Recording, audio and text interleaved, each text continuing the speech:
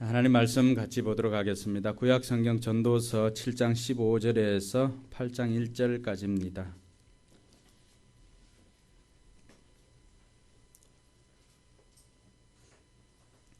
자리에 일어나서 우리 같이 한번 보도록 하겠습니다. 같이 읽습니다. 내 허무한 날을 사는 동안 내가 그 모든 일을 살펴보았더니 자기의 의로움에도 불구하고 멸망하는 의인이 있고 자기의 악행에도 불구하고 장수하는 악인이 있으니 지나치게 의인이 되지도 말며 지나치게 지혜자도 되지 말라. 어찌하여 스스로 패망하게 하겠느냐. 지나치게 악인이 되지도 말며 지나치게 우매한 자도 되지 말라. 어찌하여 기한 전에 죽으려고 하느냐. 너는 이것도 잡으며 저것에서도 손이 좋으니 하나님을 경외하는 자는 이 모든 일에서 벗어날 것임이니라. 지혜가 지혜자를 성읍 가운데 있는 10명의 권력자들보다 더 능력이 있게 하느니라. 선을 행하고 전혀 죄를 범하지 아니하는 의인은 세상에 없기 때문이로다. 또한 사람들이 하는 모든 말에 내 마음을 두지 말라. 그리하면 내 종이 너를 저주하는 것을 듣지 아니하리라. 너도 가끔 사람을 저주하였다는 것을 내 마음도 알고 있느니라. 내가 이 모든 것을 지혜로 시험하며 스스로 이르기를 내가 지혜자가 되리라 하였으나 지혜가 나를 멀리하였도다. 의미 있는 것은 멀고 또 깊고 깊도다. 누가 능히 통달하랴. 내가 돌이켜 전심으로 지혜와 명철을 살피고 연구하여 악한 것이 얼마나 어리석은 것이요 어리석은 것이 얼마나 미친 것인 줄 알고자 하였더니 마음은 올무와 금을 같고 손은 포성 같은 여인은 사망보다 더 쓰다는 사실을 내가 알아내었도다. 그러므로 하나님을 기쁘게 하는 자는 그 여인을 피하려니와 죄인은 그 여인에게 붙잡히리로다. 선도자가 이르되 보라 내가 낱낱이 살펴 그 이치를 연구하여 이것을 깨달았노라. 내 마음이 계속 찾아보았으나 아직도 찾지 못한 것이 이것이라. 1000사람 가운데서 한 사람을 내가 찾았으나 이 모든 사람들 중에서 여자는 한 사람도 찾지 못하였느니라. 내가 깨달은 것은 오직 이것이라. 곧 하나님은 사람을 정직하게 지으셨으나 사람이 많은 꾀들을 낸 것이니라. 누가 지혜자와 같으며 누가 사물의 이치를 아는 자이냐. 사람의 지혜는 그의 얼굴에 광채가 나게 하나니 그의 얼굴에 사나운 것이 변하느니라.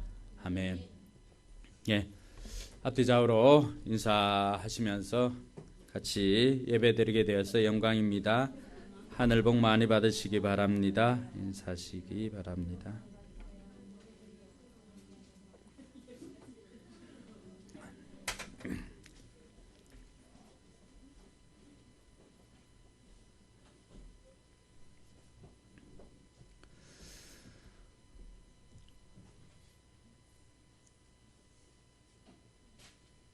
그저께 우리가 목장 모임을 하면서 이야기를 듣게 된 것이 있습니다. 고등학교 다니는 친구였는데 자기 친구의 죽음을 보고는 삶이 참 허무하다라고 하는 이야기를 했다고 했습니다. 여러분들은 어떠세요? 우리가 우리 뜻대로 세상이 돌아간다면은 고민하지 않고 또 그다지 염려하지 않고 살 수가 있을 것 같은데 세상은 우리 뜻대로 돌아가지 않습니다. 또 내가 생각한 대로 돌아가지도 않습니다. 그 아이 생각에는 죽음이라고 하는 것이 자신의 그 세대에 경험할 것이 아니라 많은 시간이 지나서 죽음을 경험하게 될 것 같았지만은 그러나 자기 친구의 죽음을 보면서 몇 해 살지는 않았지만은 사는 것이 참 허망하다라고 하는 것을 일찍 경험하게 된 것입니다. 참 다행한 것은 우리가 지금 허망한 세상을 어떻게 살 것인가 계속해서 전도서를 가지고 고민하고 있기 때문입니다. 여러분들도 살면서 모순되는 일들, 또 살면서 정말로 그 모순되는 일들로 인하여서 허망함을 경험한 것들이 많을 줄 압니다. 의로운 재판이 있어야 할 법정에서 돈이 있는 사람들이 쉽게 풀려나고 돈 없는 사람들은 오히려 더는 아니지만 그곳에서 실형을 살고 하는 이런 일들을 보면서도 참 세상이 어떻게 돌아가냐 이렇게 생각할 때도 있을 것입니다. 비단 이것은 지금 이 시대만의 문제는 아닙니다. 솔로몬이 살았던 지금으로부터 수천 년을 거슬러 가서 솔로몬이 살았던 그 시대에도 역시 이런 모순들이 존재했기 때문입니다. 지혜자가 경험하고 난 것 중에 한 가지 오늘 또다시 우리에게 이야기하는 것 있지요. 15절에 보니까 내가 허무한 날을 사는 동안 내가 그 모든 일을 살펴보았더니, 그러니까 세상 만사를 다 경험한 것이죠. 솔로몬이라고 한다면은 이 세상에 전무후무한 그런 지혜를 가진 사람 아닙니까? 어느 누가 질문을 해도 막힘이 없이 답할 수가 있었고, 어느 누가 어떤 것을 이야기를 해도 전혀 막히지 않고 다 해결할 수가 있었습니다. 그래서 솔로몬이라고 하면은 당대 뿐만이 아니라 오늘날까지도 지혜의 대명사로 남아 있습니다. 이런 사람조차도 자신이 세상 만사를 다 경험하고 그럼에도 불구하고 이 허무한 마음들은 어떻게 하지를 못하였다는 것입니다. 그러면서 자신이 경험한 것 중에 이 허무한 것을 보낼 수 있는 지혜를 우리에게 가르쳐 주었던 것입니다. 그래서 우리가 지난 시간에는 지혜란 무엇인가 우리가 살펴보았지요. 물론 기억 안 나는 것이 또 저에게는 설교를 한 번 더 할 수 있는 은혜이기 때문에 좋습니다만은 여러분 지난 시간에 배웠던 것 한번 곰곰이 생각해 보시기 바랍니다. 지혜가 무엇인가? 지난 시간에 우리가 배웠던 지혜는 더 나은 것을 선택할 수 있는 것이 지혜라고 했습니다. 여러분 더 나은 것을 선택하려면 뭘 알아야 되죠? 어떤 것이 가치가 있는 것인가를 알아야 됩니다. 그런데 그것을 결정하는 기준이 내가 가지고 있는 가치관이라고 했지요. 똑같은 것이라고 할지라도 내가 어디에 더 귀하게 점수를 주는가에 따라서 선택이 달라집니다. 세상의 가치의 기준은 언제나 돈입니다. 그래서 지혜자도 이 지혜를 돈의 그늘에 비유를 했습니다. 그럼에도 불구하고 이 지혜가 돈보다도 더 나은 것은 돈이 할 수 없는 일들을 이 지혜는 하더라고 하는 것입니다. 그래서 이 지혜를 가지고 어떤 것이 중요하고 어떤 것이 덜 중요하고 내 인생에 먼저 해야 할 것이 무엇이고 또 나중에 해야 할 것이 무엇인지를 잘 선택하는 것이 지혜라고 배웠습니다. 뿐만 아니라 이 지혜는 때에 합당한 것을 때에 합당한 행동을 하는 것이 지혜라고 배웠습니다. 그래서 형통한 날에는 어떻게 하라고요? 기뻐하고 즐거워하고. 옆 사람 얼굴 한번 보세요. 우리 성도들이 형통하지 않은 것 같아요. 얼굴을 보니까 형통하지 않은 것 같아요. 제가 더 열심히 기도를 하겠습니다. 여러분들의 형통을 위해서. 그래서 형통할 때는 기뻐하고 곤고할 때는 뭐 하라고 했어요? 자신을 돌아보라고 했죠. 그래서 곤고한 날이 아니면은 자신을 돌아보기가 힘듭니다. 그럼 잘 나갈 때 뒤를 돌아봅니까? 아니죠. 잘 나갈 때는 뒤를 돌아볼 여유도 없습니다.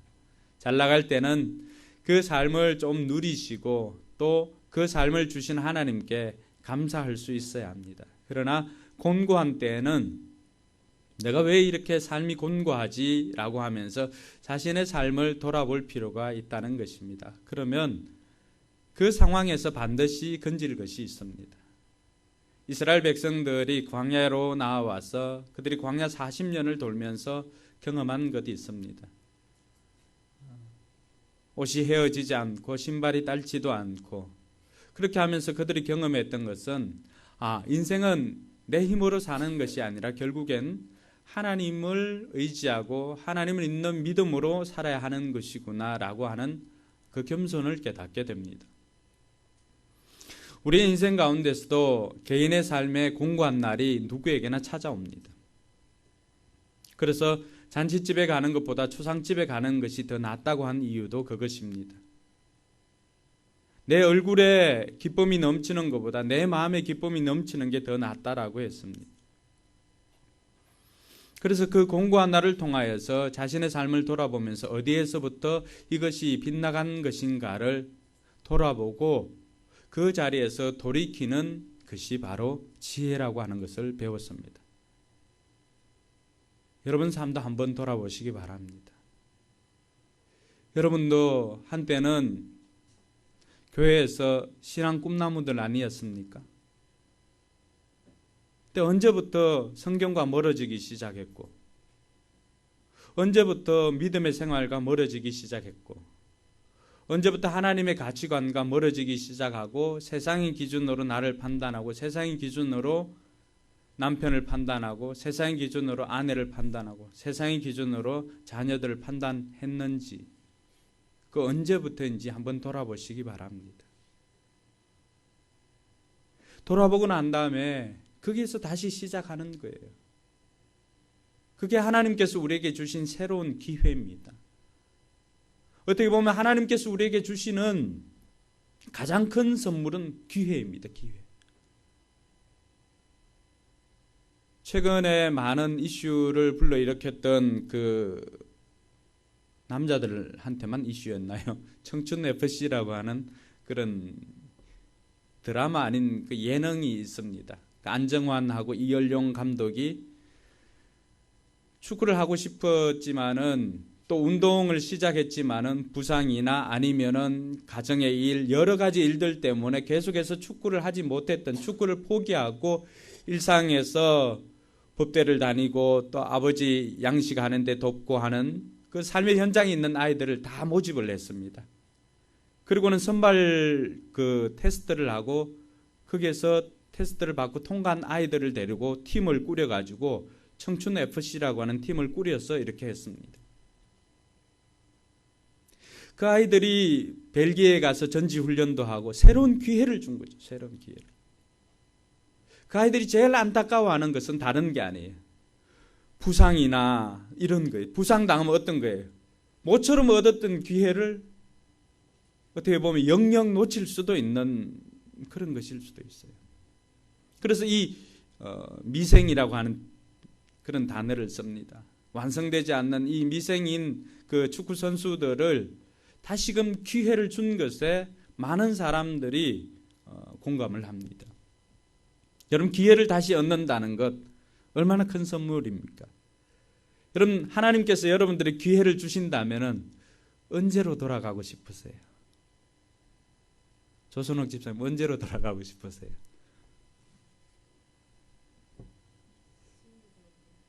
지금 좋다고? 신랑 잘 만나서 그렇죠. 다들 한 번쯤은 생각할 것입니다. 아, 내 인생 그래 결심해서 하고 이렇게 다시금 돌이킬 수만 있다면. 근데 여러분 한번 생각해 보세요. 하나님께서 우리에게 매일 기회를 주신 것입니다. 오늘이 가장 큰 선물입니다.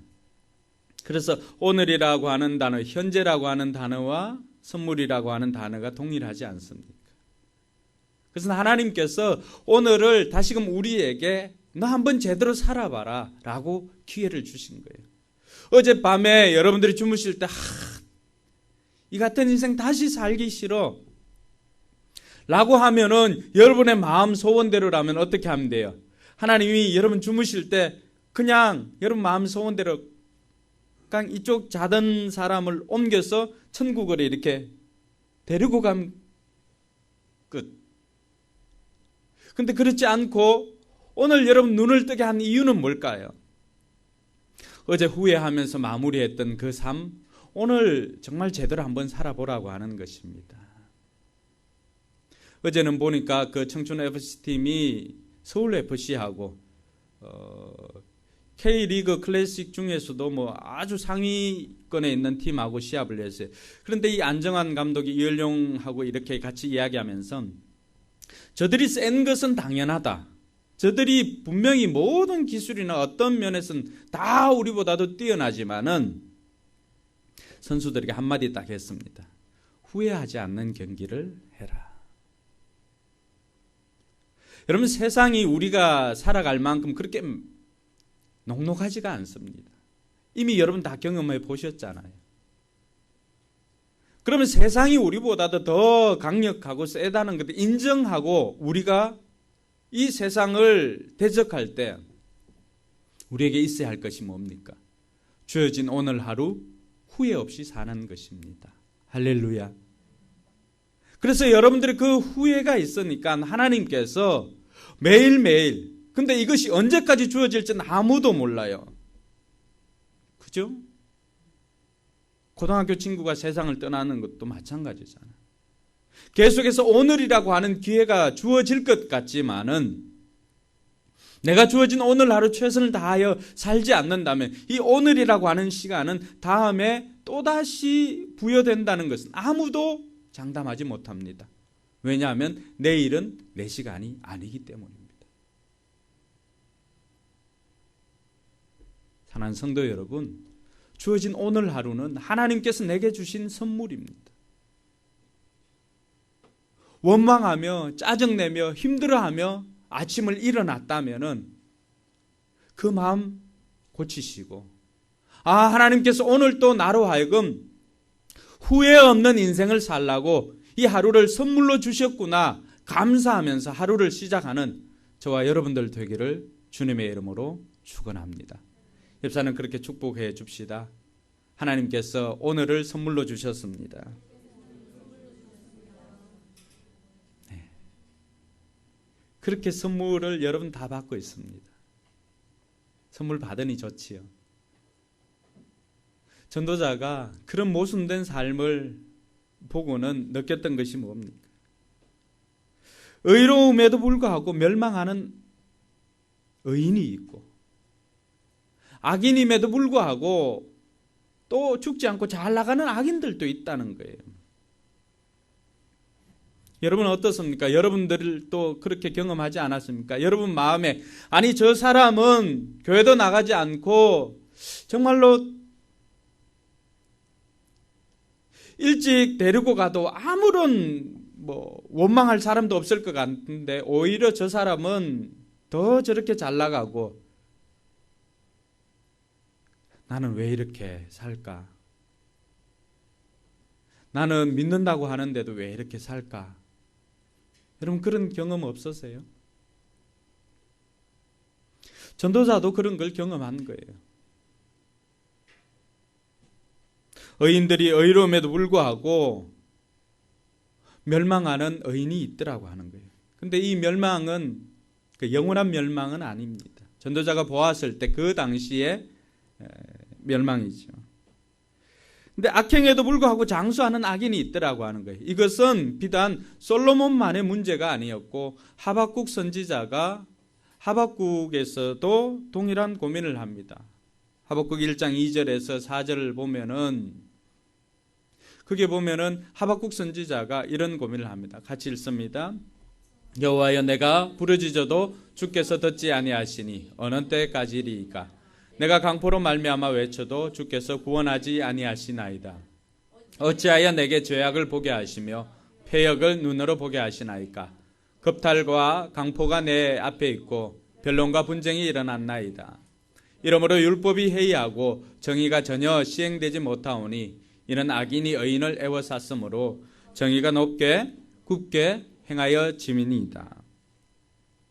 또 하박국 1장 13절에 보면은 같이 읽습니다. 주께서는 눈이 정결하심으로 악을 참아보지 못하시며 패역을 참아보지 못하시거늘 어찌하여 거짓된 자들을 방관하시며 악인이 자기보다 의로운 사람을 삼키는데도 잠잠하시나이까?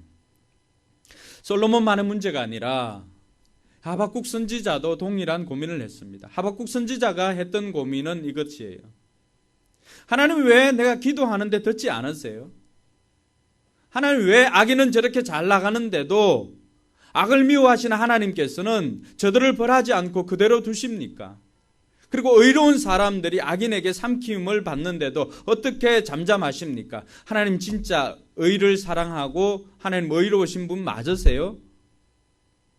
이렇게 질문을 하는 거예요. 이해가 되지 않는다는 거죠. 납득이 안 되는 거죠. 여러분들이 살면서도 경험했던 부분들이기도 합니다. 저 인생은 왜 안 잡아가냐? 라고 하는 인생들이 얼마나 많습니까? 그리고 온갖 나쁜 죄를 짓고 온갖 잘못을 해도 좋은 차 타고 좋은 집에 사는 사람들도 많이 있음에 때로는 그것이 우리를 좌절시킬 때도 있습니다. 이런 세상에서 지혜자가 우리에게 들려주는 것이 무엇입니까? 18절에 보니까 극단을 피하라고 하는 것입니다. 17절이죠. 전도자가 제시한 방법은 지나치게 같이 읽습니다. 지나치게 악인이 되지도 말며 지나치게 우매한 자도 되지 말라. 어찌하여 기한 전에 죽으려고 하느냐. 여기서 한 단어 지나치게. 이 극단으로 갈수록 잘못을 범할 확률이 많습니다. 그래서 신앙생활도 마찬가지입니다. 어떤 은사를 사모하고 이렇게 하다 보니까 말씀과 기도가 균형을 이루어야 되는데 말씀은 읽지 않고 극단적인 기도로 은사를 체험하기 위해서 하는 사람들이 이렇게 되는 것이 극단적인 신비주의입니다. 신앙생활에 있어서도 이러한 것들은 굉장히 우리 신앙을 피폐하게 만듭니다. 오늘 전도자가 우리에게 이 지나친 극단을 피하고 지나치게 악인도 되지 말고, 그러니까 여러분들이 가끔 영화를 보면은 그 나오는 강박증 환자들, 이런 사람들도 지나친 극단이 이들의 마음을 옥죄이고 있는 거예요. 이보다 더 좋을 수는 없다 해서 그 주인공이 막 계속해서 자기가 레스토랑에 가면은 자기가 이렇게 포켓에서 내서 자기 숟가락 젓가락 자기 것 딱 꺼내가지고 하고, 또 뭐 음식 먹기 전에 가서 씻습니다. 씻을 때도 그냥 물에 씻는 게 아니라 화상을 입을 정도로 뜨거운 물에 소독을 한다고 이렇게 씻는데, 그리고 그때 사용하는 비누도 그냥 일반 비누가 아니에요. 아주 병원에서 쓰는 그런 소독 비누를 쓰고 뜨거울 정도로 이렇게 해가지고 소독을 합니다. 그리고 집에 들어갈 때는 또 문을 열 때 오른쪽으로 4번, 왼쪽으로 4번 항상 일정한 그 루틴된 방법이 있습니다. 그렇게 해서 엽니다. 길을 지나갈 때 금을 절대 밟지 않습니다. 금을 밟으면 죽겠지요. 이 사람들은 금을 절대로 밟지 않습니다. 우리가 예전에 놀이로만 했던 그 금 밟으면 죽을 것 같던 것이 이 사람의 강박증으로 있는 거예요. 이 사람을 고친 것이 다른 게 아니에요. 그 식당에서 서빙을 하는 그 여자분의 배려예요, 배려. 이 사람 이야기를 다 들어줍니다. 왜 그렇게 저런 다 들어줍니다. 그리고 나중에 이 사람이 그런 강박증에서 조금씩 벗어나는 것을 보았습니다. 극단으로 치우치게 되면 누구나 이럴 수가 있습니다. 그래서 세상 만사를 다 경험한 지혜자가 우리에게 가르쳐주는 것은 지나친 극단을 피하라고 하는 거예요. 이 지나친 극단을 피하기 위해서 우리가 선택해야 하는 것이 바로 균형 잡힌 것입니다. 균형입니다. 균형. 여러분, 허리만 날씬하다고 그게 좋은가요? 그게 아니죠. 우리 몸이, 마음과 몸이 균형을 이루고, 또 말씀과 기도가 균형을 이루고, 신체와 정신이 균형을 이루고, 이 균형을 이루는 것이 중요합니다. 그래서 우리 몸은 자동적으로 이 균형을 이룰 수 있도록 하나님께서 한 가지 주신 것이 있습니다. 그것이 항상성입니다. 항상성. 어떤 상황에서든지 우리의 마음에도 항상성이 있고 우리의 몸에도 항상성이 있습니다. 그래서 여러분, 이 극장에 들어가면 어떻게 합니까? 극장에 들어가면은 그 밝아 있던 눈이 그 어둠에 익숙하게 만들어집니다. 나오면은 또 어떻게 합니까? 어두웠던 데 익숙해진 눈이 밝은데 조금만 있으면은 익숙해집니다. 그래서 하나님께서 우리에게 주신 항상성이에요. 온도, 체온도 어떻게 합니까? 체온도 높으면은 남자들 부르르 떨 때 있죠. 목욕탕에서는 아니죠. 바닷가에 가서 이렇게 부르르 떨 때 소변 보면 온도가 떨어지기 때문에 체온이 조절되는 거예요. 그 항상성이죠. 예전에 나왔던 그 다이어트 방법 중에 다이어트뿐만이 아니라 한 끼 식사법이 있었죠. 일본에서 그 유행했던. 그분이 주장하는 것도 그거예요. 우리가 뱃속에서 꼬르륵 소리가 날 때까지 밥을 먹지 않으면은 이 꼬르륵 소리가 나고 해야만이 우리 몸에서 이 꼬르륵 소리에 반응을 해서 몸에서 호르몬이나 다른 것들이 분비가 되므로 정상적으로 맞추어지는 거예요. 근데 우리는 꼬르륵 소리가 나지 않고 배가 채 꺼지기도 전에 다시 먹고 이렇게 하다 보니까 동물들 중에는 없지요. 동물들 중에는 사람 외에는 이런 유가 없습니다. 그게 다 항상성으로 우리 몸이 한 끼만 먹어도 살 수 있는 그런 것들이 갖추어져 있는 것이 균형을 주셨습니다. 근데 이 균형을 사람들이 욕심으로 인해서 깨는 거예요. 지나치게. 좋은 것도 지나치게 하다 보면은 거기에서 일이 생깁니다. 악한 것도 지나치게 가다 보면은 자신의 의도와는 무관하게 더 큰 일이 일어납니다. 그래서 옛날 동양 사상은 이러한 균형을 갖추는 것을 뭐라고 했죠? 중용이라고 했죠. 중용. 어떻게 보면 제일 힘든 거죠. 균형을 이루는 것도 제일 힘듭니다. 그러나 지나친 극단을 피할 수 있는 방법이 그것입니다. 하박국은 우리에게 이러한 모순에서 벗어날 수 있는 방법을 하박국 2장 2절로 3절에 이렇게 이야기를 합니다. 하박국 같이 읽습니다. 여호와께서 내게 대답하여 이르시되 너는 이 묵시를 기록하여 판에 명백히 새기되 달려가면서도 읽을 수 있게 하라. 이 묵시는 정한 때가 있나니 그 종말이 속히 이르겠고 결코 거짓되지 아니하리라. 비록 더딜지라도 기다리라. 지체되지 않고 반드시 응하리라. 하박국이 경험했던 그 모순에서 벗어날 수 있었던 것은 하나님께서는 묵시가 이루어질 때가 있다는 거예요. 하나님의 약속이 이루어질 때가 있다는 것을 가르쳐 줍니다. 비록 더딜지라도 반드시 이루어진다는 거예요. 여러분들에게 약속해 주었던 하나님의 약속이 지금 이루어지지 않는다고 해서 낙심할 필요가 없다는 거예요. 하나님께서는 때가 되면 반드시 이루어 주시겠다는 것입니다. 악인을 반드시 멸하고 의인을 세워 주시겠다는 것이 하나님의 약속입니다. 반드시 그렇게 됩니다. 그럼 그렇게 가는 동안에 우리가 경험해야 할 것이 무엇인가? 하박국 3장 2절에 보면은 하박국 선지자가 자신이 경험한 것을 이렇게 이야기합니다. 같이 읽습니다. 여호와여 내가 주께 대한 소문을 듣고 놀랐나이다. 여호와여 주는 주의 일을 이 수년 내에 부응하게 하옵소서. 이 수년 내에 나타내시옵소서. 진노 중에라도 긍휼을 잊지 마옵소서. 하박국 선지자가 놀랐던 것은 내게는 그 일이 일어나지 않아도 다른 사람들에게는 하나님께서 행하신 일들을 내가 소문으로 들었다는 거예요. 내가 삶 공부를 다 끝나지 않아도 삶 공부 끝낸 사람들의 이야기를 듣고 하나님께서 저렇게 역사하시구나 라고 하는 것을 듣는 거예요. 목장 모임을 통하여서도 나는 아직도 응답이 없지만은 근데 저 사람에게는 응답이 있으니까 하나님이 행하신 일을 내가 듣고 놀랐나이다. 그러면 뭐예요? 하나님께서는 이 기한이 다 가기 전에 내게도 이런 일들이 일어나게 될 줄로 믿게 되는 것입니다. 할렐루야. 하나님을 경험하는 그것으로 이 모순된 세상을 이겨내라고 하는 것입니다. 설령 지금 내게 응답이 되어지지 않고 지금 내가 그것의 수혜자가 되지 않는다고 해도 낙심하지 말고 기다리면 반드시 이루어진다는 것을 말하고 있는 것입니다. 이것을 경험한 하박국 선지자가 하박국 3장 16절 17절에서 고백하는 게 뭡니까? 비록 무화과나무가 잎이 없고 열매가 없고 감람나무에 소출이 없고 밭에 양떼가 아니죠. 우리의 양떼가 없고 외양간에 송아지가 없어도 난 여호와로 인해서 즐거워하리로다. 할렐루야.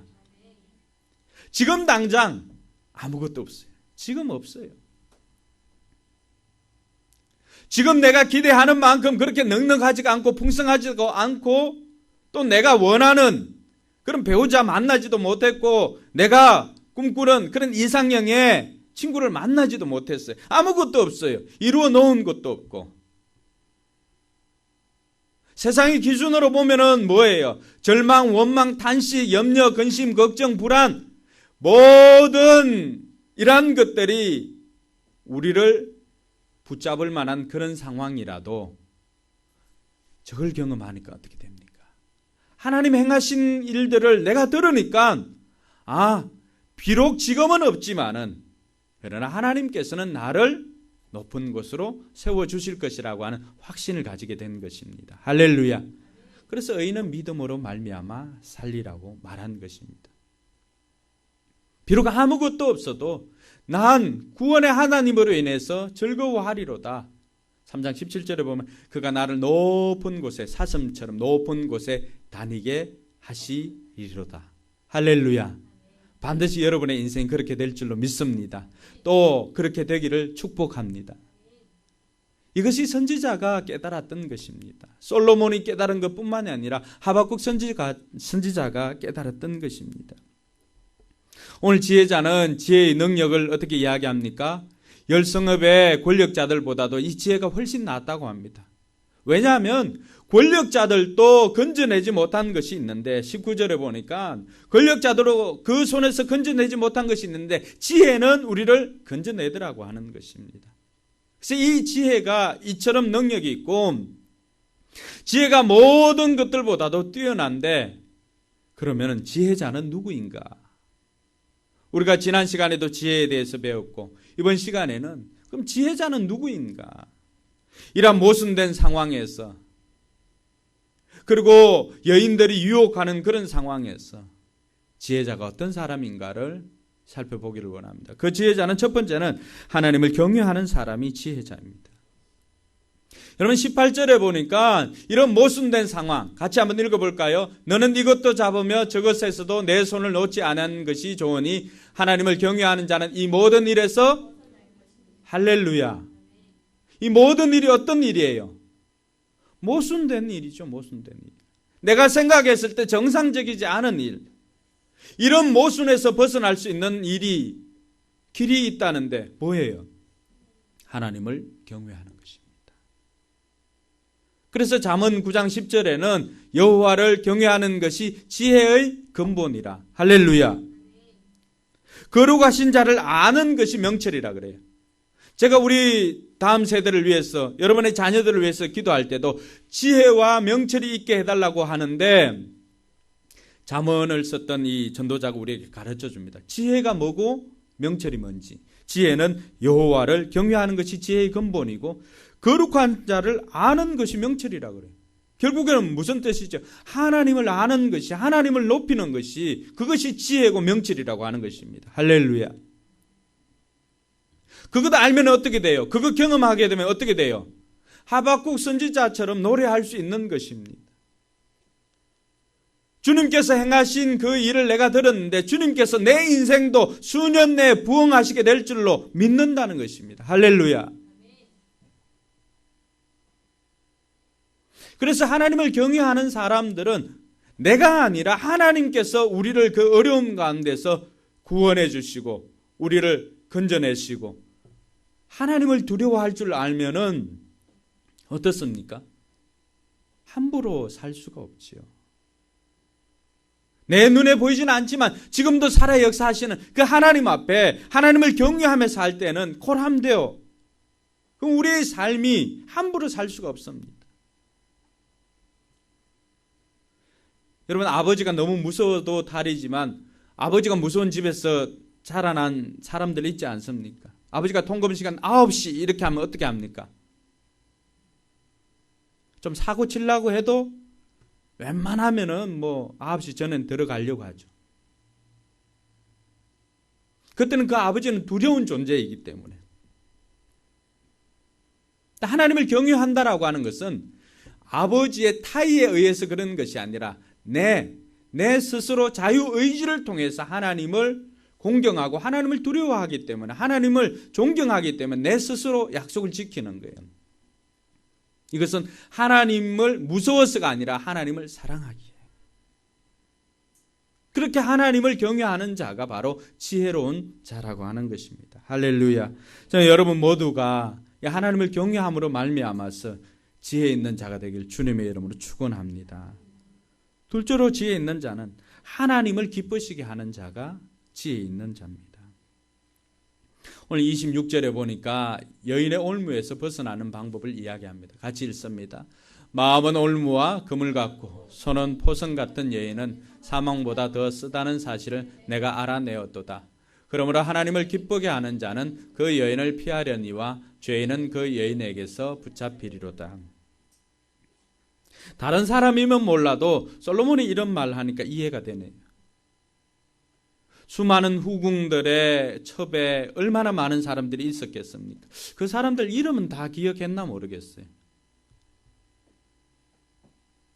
그럴 때 솔로몬이 정략적으로 주변의 변방국들과 사위를 맺고 해가지고 그렇게 살았는데, 근데 그 여인들과 살 때마다 느꼈던 것이 뭘까요?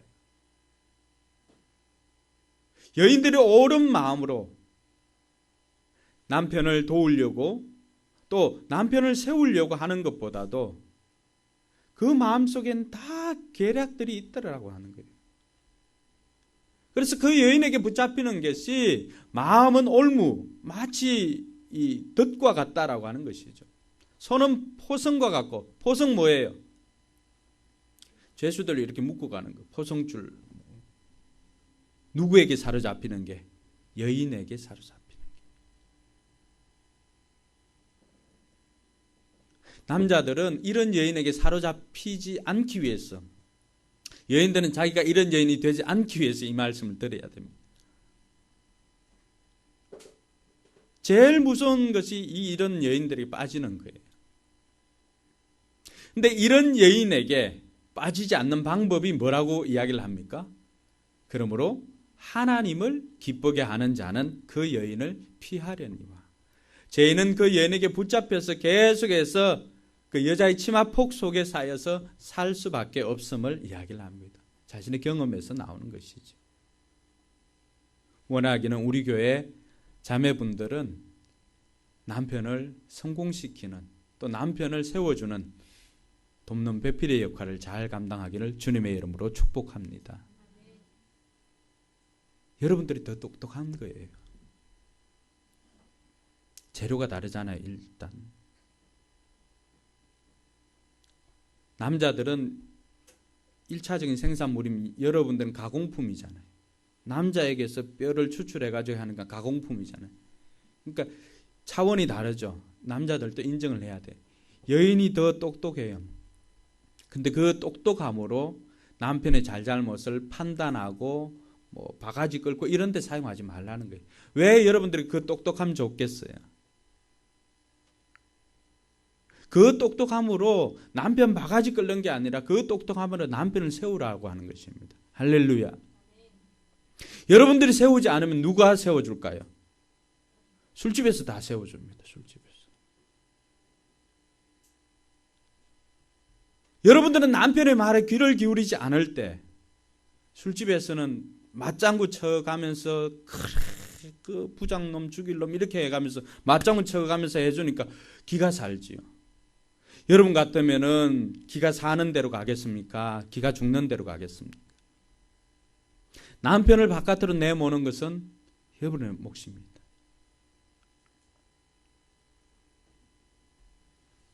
저희 집도 뭐 다를 바는 없겠지만은 출근했을 때도 예쁜 옷 입고 이렇게 앞에 서서 한번 인사도 해주시고, 돌아올 때도 그냥 뭐 김치국물 다 묻은 그 옷으로 이렇게 하지 말고 좀 단장해가지고 이렇게 하세요. 여러분의 미모는 그 사람 위한 것 아니에요? 저는 그렇게 생각합니다. 여러분이 반겨주지 않고, 여러분이 들어주지 않고, 여러분이 인정해주지 않으면 누가 인정해주겠습니까?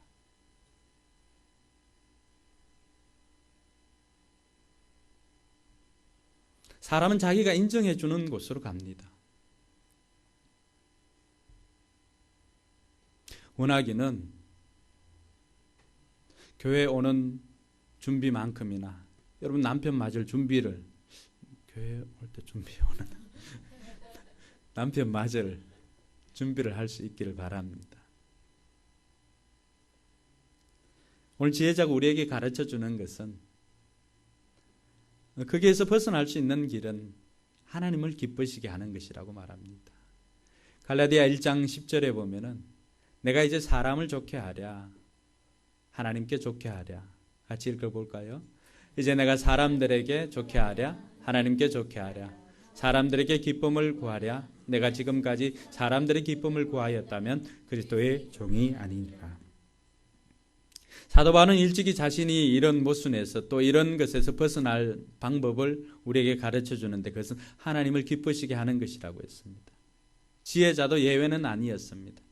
사람의 소리를 다 듣고 우리가 거기에 반응한다면 쉽지는 않습니다. 그래서 오늘 말씀에도 뭐라고 말합니까? 21절에 보니까 사람들의 평가에 너무 민감하게 반응하지 말라고 했습니다. 사람들의 평가에 반응을 하다 보면 때로는 종이 나를 욕하는 것까지도 듣는다는 거예요. 밑에 사람이 나를 욕하는 것까지도 듣는다는 거예요. 여러분 사람의 판단에 사람의 소리에 민감하게 반응하면 어떻습니까? 자꾸 부자연스러워집니다. 자꾸 사람들에게 잘 보이려고 하다 보니까 자꾸 우린 척하게 돼요. 외식하게 되더라고 하는 거예요. 진실된 마음으로 나갈 수 있기를 바랍니다. 사람들은 여러분의 혹이라도 외모를 보고 평가할 수도 있어요. 그러나 하나님은 여러분의 동기, 여러분의 마음 중심을 다 알고 계십니다. 할렐루야. 그러니까 우리가 하나님을 기쁘시게 하려고 더 애를 쓰면은 나머지 것은 자동적으로 따라오게 되어 있습니다. 그런데 이것 의식하지 않고 순서가 바뀌어서 사람들을 의식해서 사람들의 말에 반응하고 사람들 자꾸 신경 쓰다 보면 어느샌가 하나님으로부터는 멀어져 있는 자기 자신을 발견할 수도 있다는 것입니다. 여인의 유혹이든 어떤 올무에서도 벗어날 수 있는 길은 하나님을 기쁘시게 하는 것입니다. 그것이 그리스도의 종의 삶이고 그리스도인들의 삶입니다. 그래서 여러분들이 어떤 선택의 기로에서 오늘 간증에도 나왔지만 모든 것들을 선택해야 되는 것은 내게 달려 있어요. 그렇게 선택을 할 때 뭘 선택하라는 것입니까? 사람이 아니라 하나님을 기쁘시게 하는 거예요. 그러면 하나님께서 나머지는 책임져 주세요. 여기 가야 될까 저기 가야 아니에요. 하나님을 기쁘시게 하는 자리로 와야지요. 나머지는 하나님이 책임져 줍니다. 사람을 택해서 갔을 때 여러분 하나님은 어떻게 하시려고요? 하나님의 판단은 여러분 감당할 수 있습니까? 사람의 판단, 사람의 평가는 어떻습니까? 좀 심하면은 헤어지는 정도예요. 다시 안 보면 그만이에요.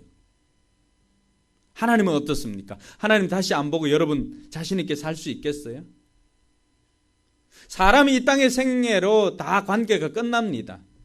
하나님과의 관계는 어떨까요? 죽음 이후에까지도 연결되어 있기 때문에 하나님과의 관계를 더 돈독하게 하는 것이 여러분의 생애를 위해서도 여러분의 남은 생애, 영생을 위해서도 도움되는 것입니다. 할렐루야. 그래서 저와 여러분들이 하나님을 기쁘시게 하는데 목숨을 걸어야 하는 것입니다. 나머지는 하나님이 책임져 주십니다. 그게 믿음이죠. 세 번째는 단순하게 사는 것입니다. 29절 한번 볼까요? 같이 읽습니다.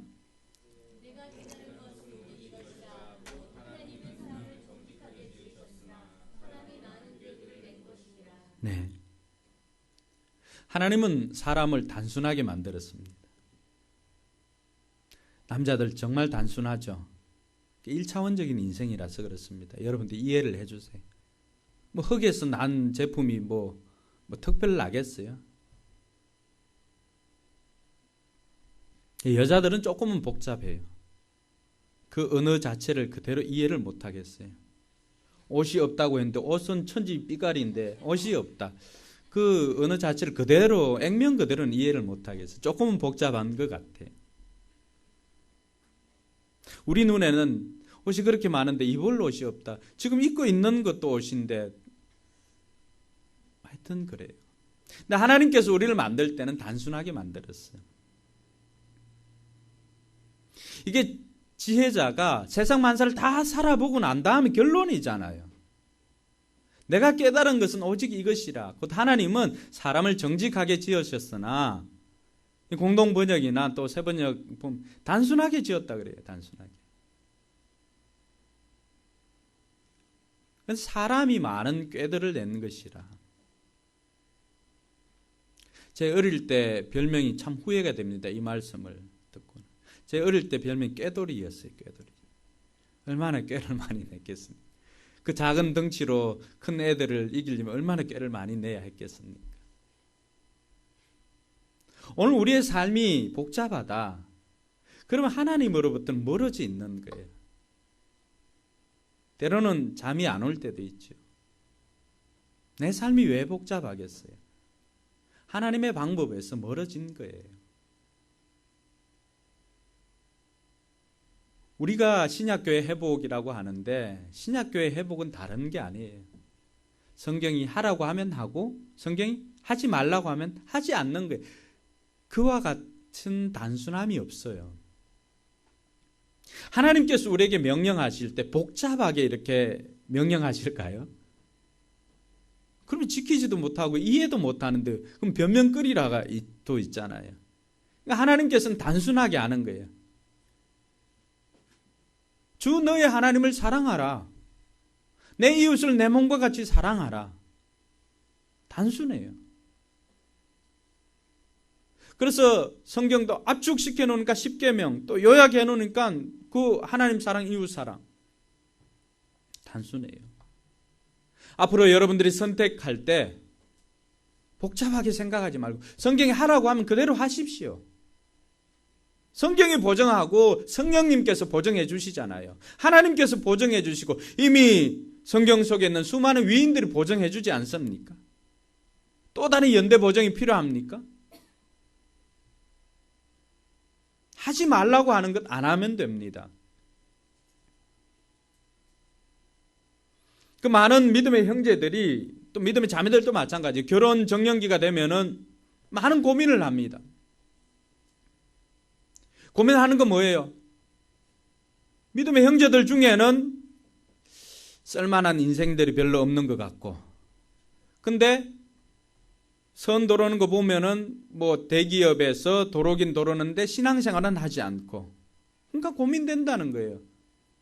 성경이 가르친 대로 하면 뭐예요? 믿지 않는 자와 멍해를 같이 하지 말라예요.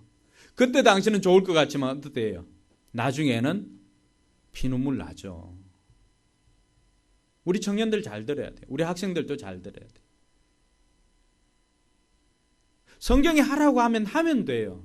하지 말라고 하면 안 하면은 그보다 단순한 게 없어요. 그렇게 하면 살 수 있고 잘 사는 비결이 거기에 있는 거예요. 왜 복잡합니까?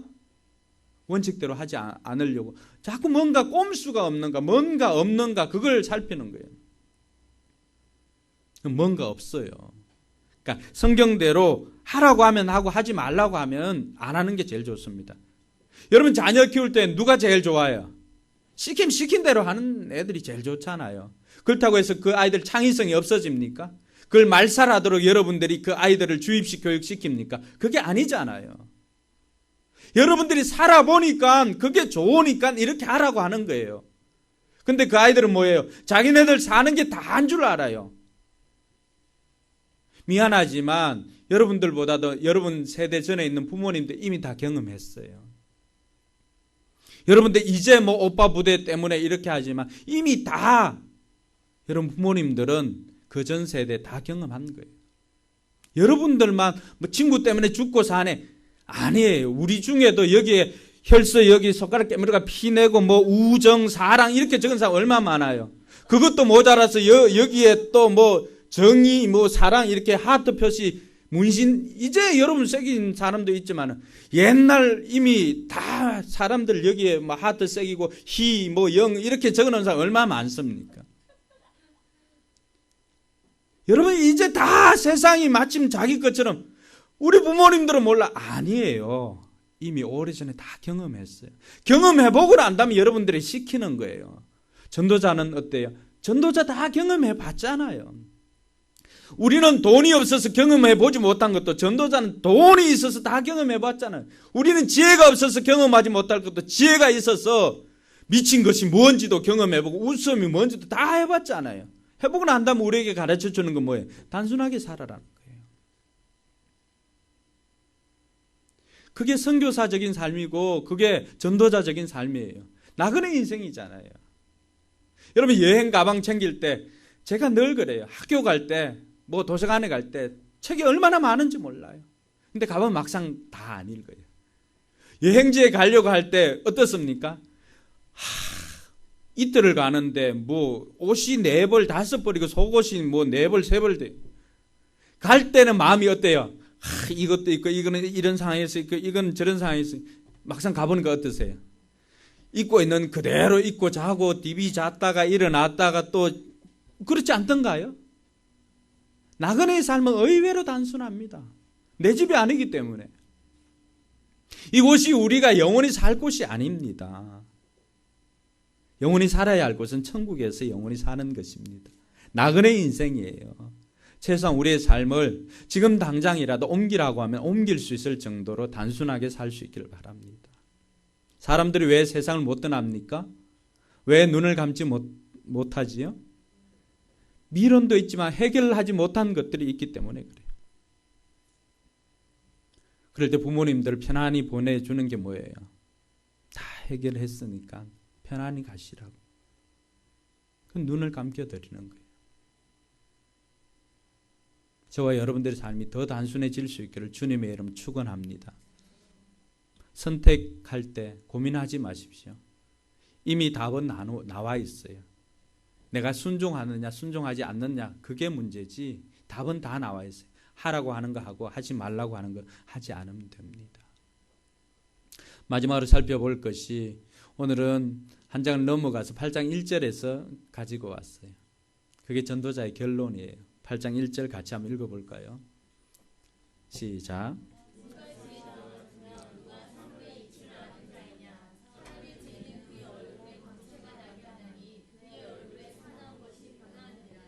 네. 여러분 거기 설교 노트에 있는 공동번역에 있는 전도서 8장 1절 같이 읽어볼까요? 그러면 어떤 사람이 지혜 있는 사람인가? 사리를 알아 제대로 풀이할 수 있는 사람은 어떤 사람인가? 찡그린 얼굴을 펴고 웃음을 짓는 사람이 지혜 있는 사람이다. 할렐루야. 이게 우리 오늘 설교 제목이라서 여기까지 넘어가 봤습니다. 누가 지혜 있는 사람인가? 찡그린 얼굴을 펴고 웃음을 짓는 사람이 지혜 있는 사람이라고 합니다. 그 얼굴을 책임질 수 있는 사람. 이번에 호주에 있는 막내 처제가 와가지고 그 애들 뭐 우리 교회 와서 사진 찍는데 큰애는 그냥 살아온 인생 경험이 있어서 쉽게 그렇지 못하던데 둘째는 사진 찍을 때마다 이렇게 입을 이렇게 확 찢던데요. 6살인가요? 걔가? 몇 살이에요? 7살? 큰애는 9살인가? 10살? 그래도 10살 그 경험이 있어가지고 함부로 그렇지는 않던데 둘째는 아직까지는 괜찮은 것 같아요. 사진 찍으라고 하니까 누가 시키지도 않는데 입을 이렇게 하고 하더라고요. 어제 결혼식장 가니까 이거는 20년 전에 했다고 지금 찍어놓으면 창피하다고 내리라고 하더라고요. 여러분 우리 얼굴을 책임질 수가 있어야 됩니다. 사람이 나이 40이 지나면 자기 얼굴에 책임지라고 하지요. 지금 우리의 얼굴은 지난날 우리의 삶의 흔적입니다. 누가 지혜자인가? 그 얼굴에 사나운 것이 변하고 얼굴에 웃음을 띠는 사람이 지혜자라고 했습니다. 웃는 얼굴에 침 못 뱉잖아요. 저도 잘 안 되는 부분이기도 하지만 성질 낸다고 해서 얼굴에 다 표현을 하고 이렇게 살다 보면은 그게 너무 힘들다는 거예요. 누가 지혜자인가? 마음은 그렇게 쓰라릴지라도 때로는 웃을 수 있는 여유를 가진 사람이 지혜자라고 말합니다. 자기 표정 관리를 잘하는 사람. 특히 어머님들, 아이들이 돌아올 때나 또 남편이 돌아올 때 여러분 표정 관리를 좀 잘 할 수 있기를 바랍니다. 남편에게 있어서는 여러분들이 모든 것이에요.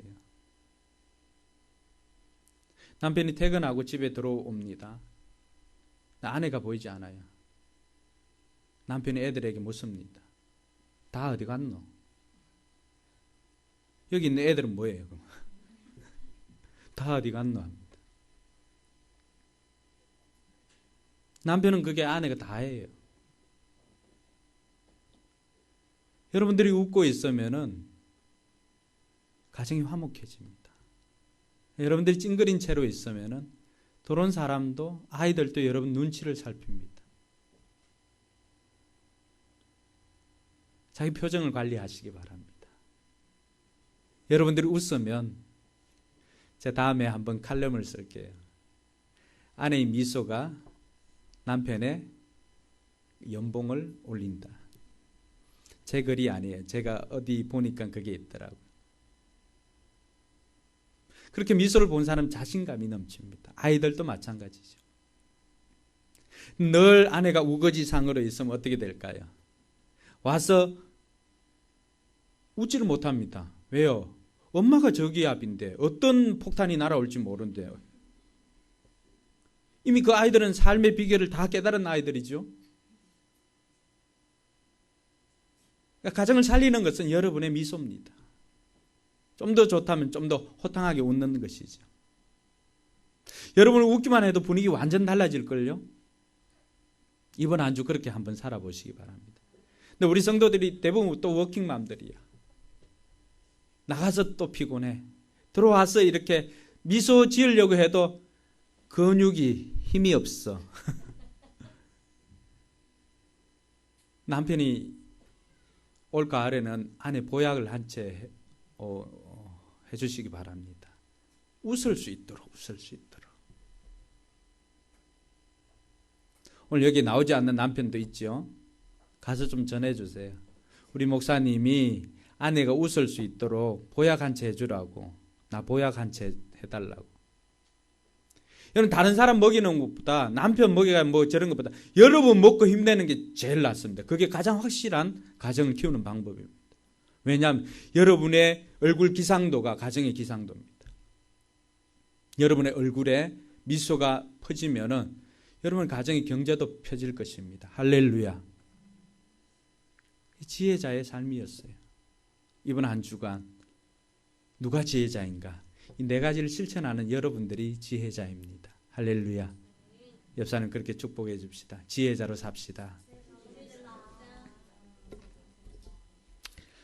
우리 기도 한번 합시다. 여러분 들은 말씀 생각하면서 나는 어떻게 살아왔는가 한번 돌아보시기 바랍니다. 그리고 나는 정말 하나님 경외하며 살았는가, 또 하나님을 기쁘시게 하는 삶을 살았는가, 내 삶이 왜 이렇게 복잡해졌지, 내 얼굴에 미소를 띠고 있는가 한번 돌아보시면서 결단하시고, 다시금 여러분 생에 하나님께서 오늘을 주셨다는 것은 다시금 그렇게 행복하게 살라고 기회를 주신 줄 믿고 이번 한 주간 여러분들로 인해서 행복을 찾는 여러분들의 가정 되기를 바랍니다. 같이 한번 기도합시다. 조용히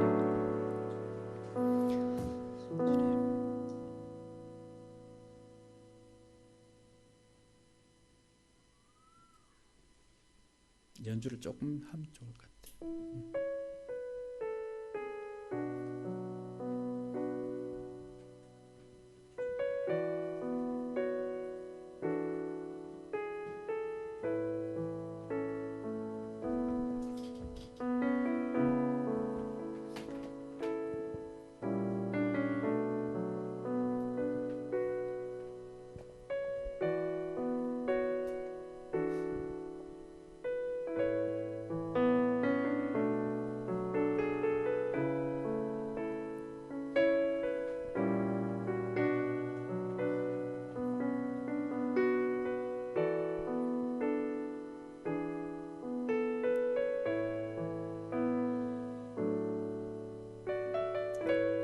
우리 자리에 일어나서 같이 찬양하며 기도로 나아가도록 하겠습니다.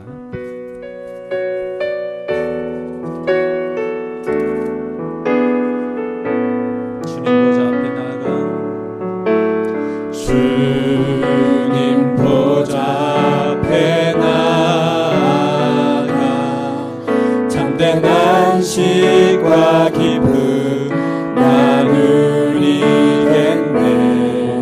경배하며 주의 얼굴 구할 때 신실하신 주님 찬양해.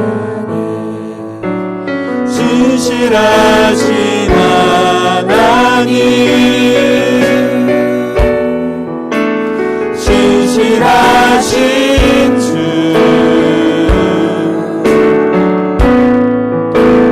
나의 주 하나님은 신실하신 주님.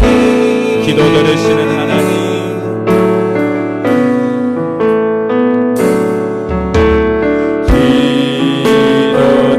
들으시는 하나님, 폭풍 속에 내 등불 내 노래시라. 주의 날개 아래서 내 맘 쉬리니 신실하신 주님 찬. 고백합시다. 신실하신 하나님, 신실하신 하나님, 신실하신 주,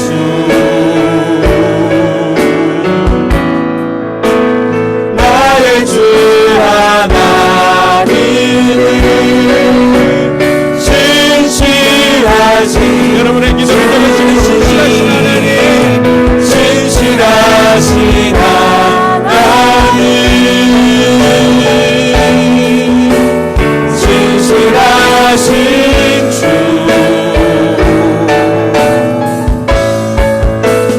나의 주 하나님, 신실하신 주님. 기도하겠습니다. 하나님 은혜 감사합니다. 신실하신 하나님을 찬양합니다. 다만 내 때가 아니라 하나님의 때에 이루어짐을 우리가 믿사오니 지금 내게 일어나는 일들을 통하여서 때로는 용납되지 않고 납득이 되지 않는 일도 있지만 주변에 일어나는 일들을 통해서 하나님께서 반드시 살아계시고 응답해 주시는 것을 믿습니다. 아버지 하나님, 내가 선택으로 인하여서 내가 겪고 있는 고난도 있고 또 우리의 잘못으로 인해서 겪는 고난도 있습니다. 그러나 하나님께서는 그 고난을 통하여서도 우리에게 유익을 주시고 그 고난을 통하여서도 우리가 배워야 할 것이 있음을 알고 후회 없는 인생을 살라고 오늘 하루도 우리에게 기회를 선물로 주시는 줄로 믿습니다. 아버지 하나님을 기쁘게 하고 하나님을 경외하며 또 단순하게 살며 내 얼굴을 책임지며 얼굴에 웃음을 가득 안고 살아가는 이번 한 주간 우리 성도들의 삶이 되도록 인도하여 주시옵소서. 이제는 우리 구주 예수 그리스도의 은혜와 하나님의 무한한 사랑과 성령 하나님의 감동감화 교통 충만하심의 역사가 행복하게 살기를 원하는 모든 지혜자의 삶을 살고자 다짐하는 우리 모든 성도들 머리 위에와 저들의 삶의 현장과 우리 교회 위에 그리고 후원하는 선교지 위에 이제로부터 영원토록 함께 있을지어다. 아멘.